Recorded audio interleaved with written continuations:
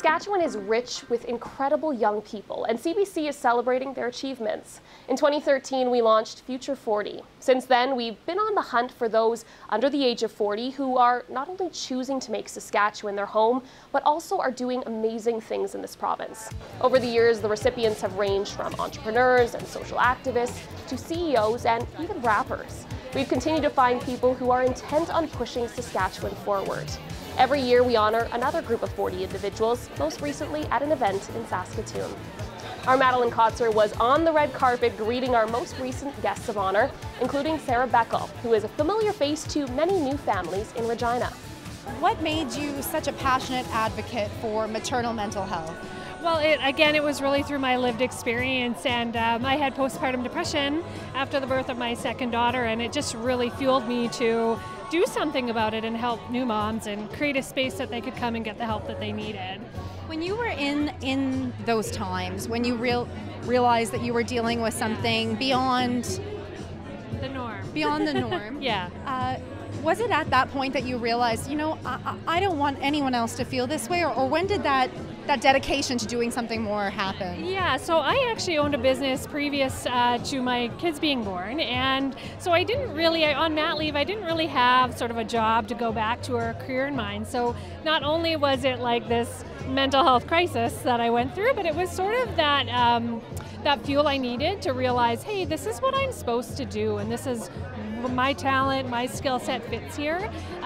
So yeah, it just sort of all fell together through a really difficult road, but sometimes that's the way that it goes. Yes, and fast forward to today, yeah. And you have opened a totally groundbreaking health center in Regina. Just tell us about what it is.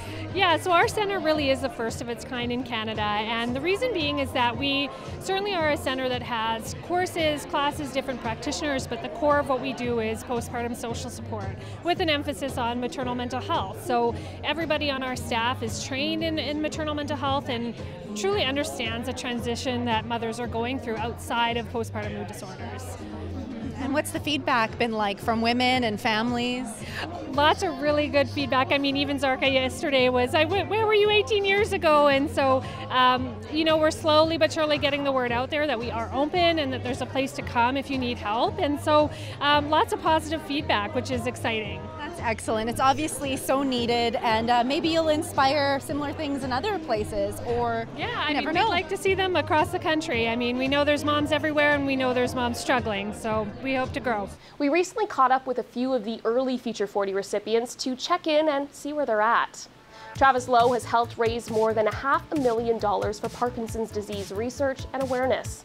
10 years ago, he founded the charity Lowe's in Motion after his father was diagnosed with a neurological disease. As executive director, Lowe helped grow Parkinson's Society Saskatchewan. He also found time to travel the world, spending a year visiting 14 countries, including Scotland, Czech Republic, and Peru. When he returned to Saskatchewan, he launched a social media company. Saskatchewan's home, and it's an incredible place to be from and to live, and saw some unbelievable places around the world, but I still love Saskatoon, love Saskatchewan, and I'm very happy to still call this my home. Over the years, we've met some talented artists, like Lindsay Knight. The Saskatoon-based hip-hop artist, also known as Equal, was a Future 40 recipient in 2016. Since then, she's been busy. We caught up with Knight to hear about her new music, motherhood, and her PhD plans. She started by telling us about a new musical project with a fellow female rapper, T-Rhyme. It's called For Women by Women, and it's all about women in the hip-hop industry, and we're creating music and visuals to do with that. So it's pretty groundbreaking, and it's been a lot of fun doing that. Still been given more than my share. Taught her mother, nothing, sister, auntie, niece.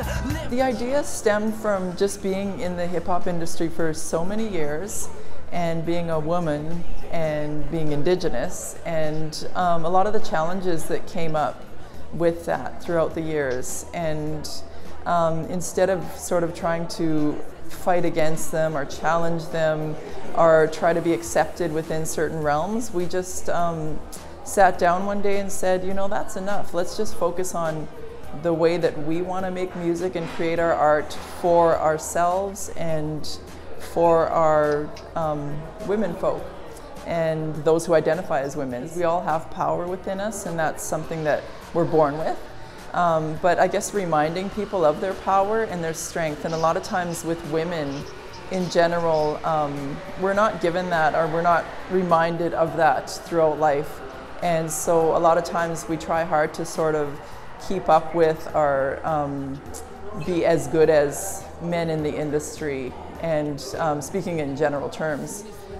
With hip hop, it's very male dominated as a genre, and we know that when we watch the imagery that we see on any YouTube video. I'm sick of this. I'm always, I guess, trying to do things in a good way, trying to do things in a positive way.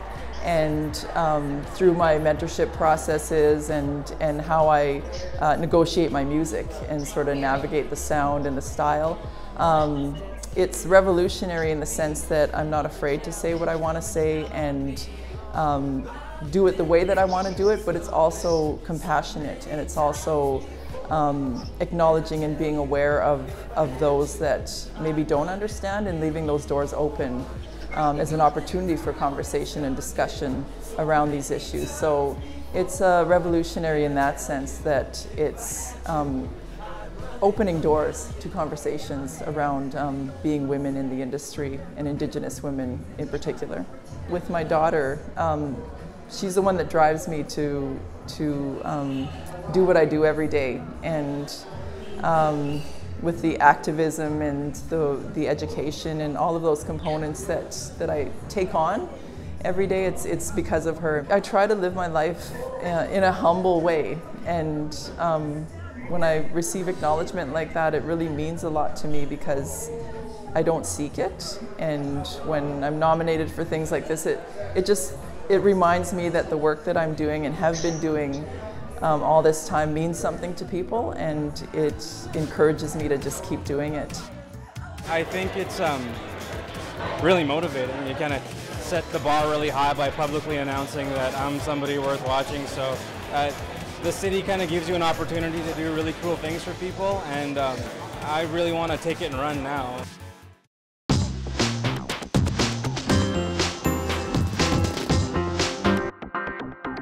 Welcome back. One of our newest Future 40 recipients has spent hours fostering conversations about mental health in Saskatchewan. 7 years ago, Jim Deborah founded Understand Us, his mental health initiative that has taken him through classrooms across the province, teaching students that it's okay to talk about their mental health. A lot of people refuse to believe that they're judgmental. But the tricky part about that is that from a young age, we are taught to be judgmental. I think everyone has a stigma with mental illness, unfortunately, still. And I think we're starting to break that down, and I think people are starting to express their emotions a little bit at an earlier age. But when they're younger, they don't necessarily know what their emotions mean. And when they're older, they feel potentially that it's not okay to talk about them. And both those things, I think, need to change. So I've dealt with generalized anxiety a lot in my life. And when I started talking about it with others, I realized that the way we talk about it and we perceive mental illness is incorrect. And there's a lot of negative kind of attitudes and things with the way we talk about it. So I wanted to change that moving forward and give people kind of the confidence and be fearless in talking about it and educate people on what it really is. The best way to educate is actually to get into the schools, which is what we do. We go into elementary schools, high schools, businesses, and we do presentations on kind of mental health and mental illness. And that's the best way, is to start young with people that are at an impressionable age, that are getting into the years of their life that mental illness will start to affect them potentially, and kind of spread the message that way. The biggest message that I want to get across is that you know, your emotions and the way you feel and your mental health is one of the most important things that you can feel and that you can have in your life, and that it's super important to be cognizant of how it's going and where you're at with it, and that if there's ever a problem or if you want to talk about it, that you should be fearless in talking about it and not worry about how people perceive you, because it's so important to treat yourself with that respect.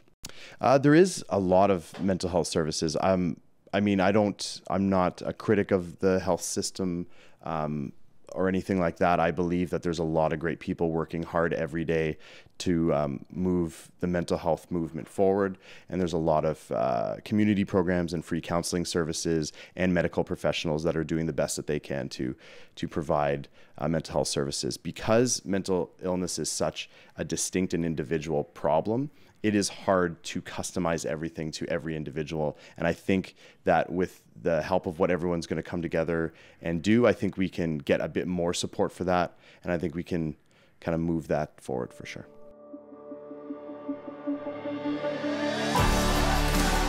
My message to young people would be like, in your life, you're going to have times where you're feeling up or you're feeling down. But at the end of the day, if that's who you truly are at that point, then be authentic and talk to people about it, and don't be scared about how people treat you because of it, because that seems like a them problem and not a you problem. So be fearless in talking about it. We recently caught up with one of our 2015 recipients. Nadia Williamson's store, NWL Dresses, has been selling women their dream gowns for years. And now the Saskatchewan entrepreneur's boutique bridal business is expanding to California. Williamson recently opened a new shop in Santa Monica, where she has moved to be with her husband. Williamson's passion for people has taken her down unexpected paths, including the world of business. Now it's strange because I think I know a lot about business and a lot about wedding dresses. Like, I feel like that's one thing I know. I've been working with wedding dresses and brides for about 15 years now. In 2015, Williamson also became chair of the Regina and District Chamber of Commerce, one of a handful of women to hold the position. If you are the smartest person in the room, you're in the wrong room. You need to surround yourself with people that are stronger and better than you. And a lot of the people that make this list realize that. There's a humility that comes with realizing that we haven't accomplished all we wanted to. When you read through all the nominees, it is absolutely wonderful, first of all, what future members of Saskatchewan are doing to make our province better, but it's also very humbling and hard to believe that I'm in that class.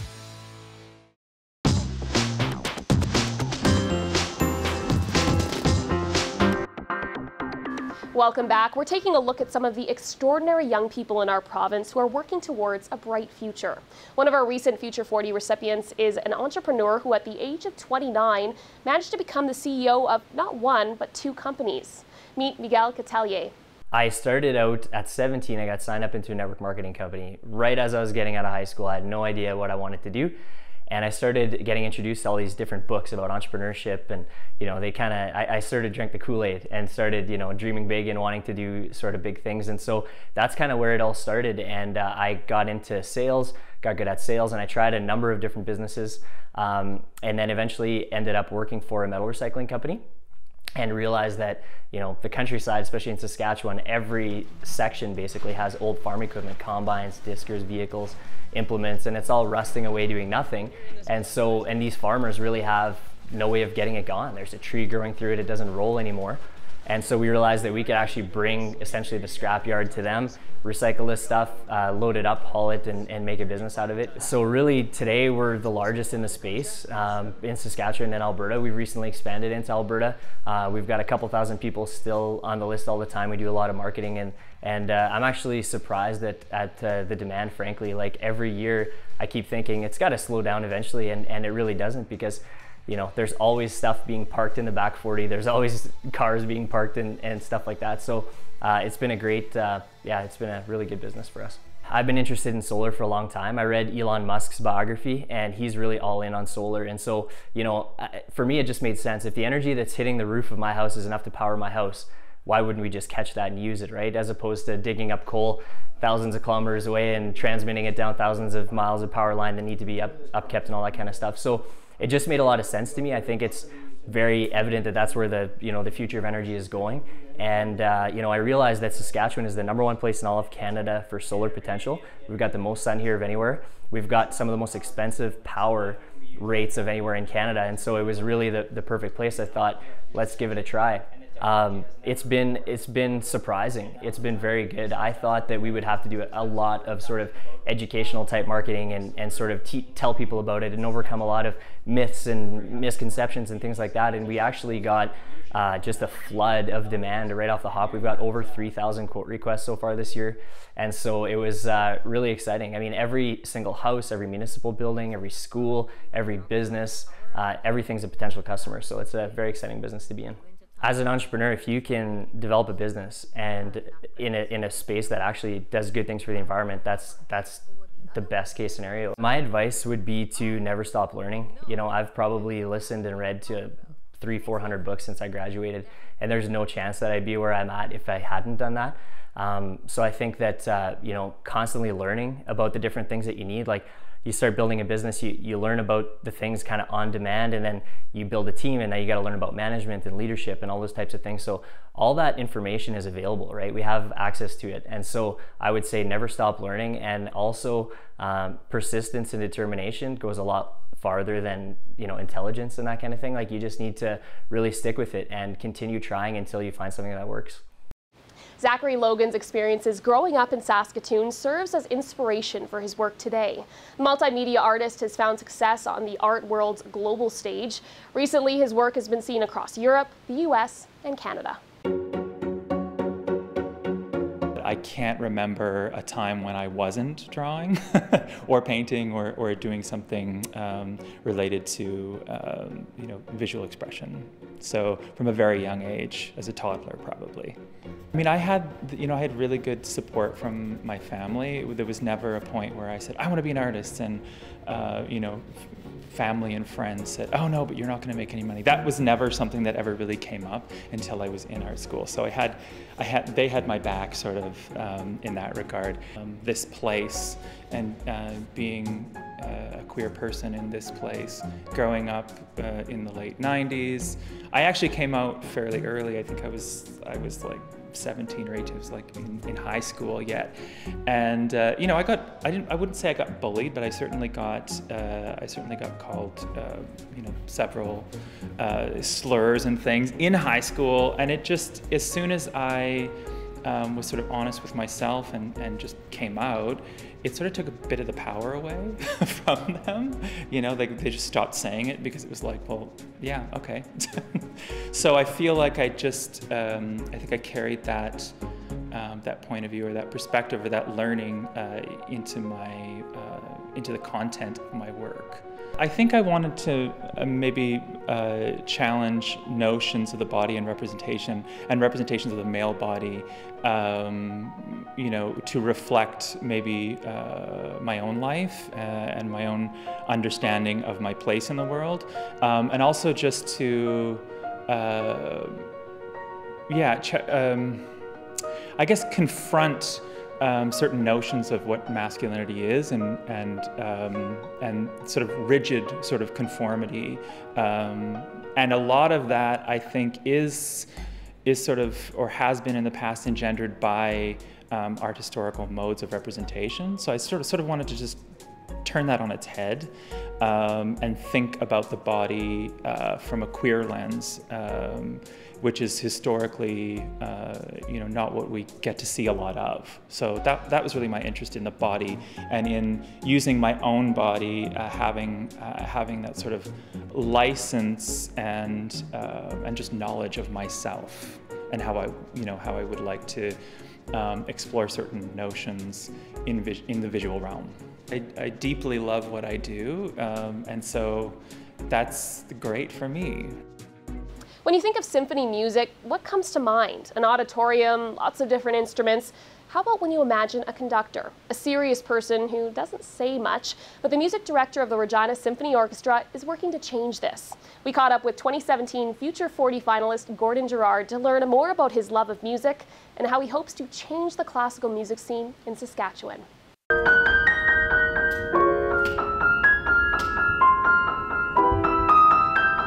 I started taking piano lessons when I was a kid. I was 7 years old.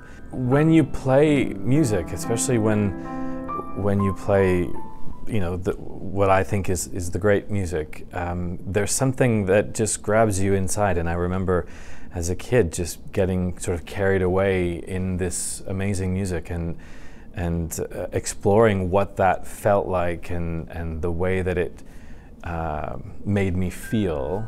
And then when I got a little bit older, realizing that you can make other people feel that way by playing music.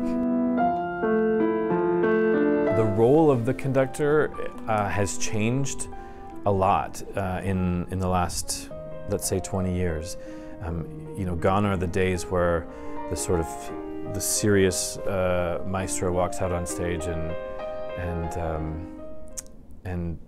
has this sort of autocratic power over the group. It really has become a much more collaborative effort, and so I really try not to make anyone feel that what they're doing is not an important contribution to the whole. One of the misconceptions I think that I've been trying to battle to change here in Regina and in other places is that people make the assumption that orchestra concerts are just for a certain type of person with a certain type of education, and even people who wear a certain type of thing to the concert. And what I'm really trying to get is a sense that we're here as an orchestra to serve this community, as a resource to this community. And so what I want people in this community to feel is that we are here and that we're coming to you, not please come to us if you have a certain amount of money and you wear the right clothes and you know lots of things about the history of Beethoven.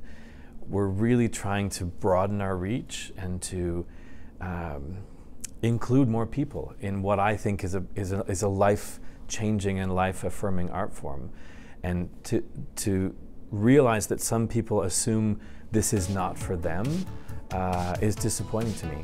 And it's not on them to change, it's on us to change it. Those are just a few of our past and present Future 40 winners. If you want to learn more about any of our recipients, visit our website, cbc.ca/future40, and keep an eye on our website to nominate the next round of inspiring people working to make our province a better place. Thanks for watching.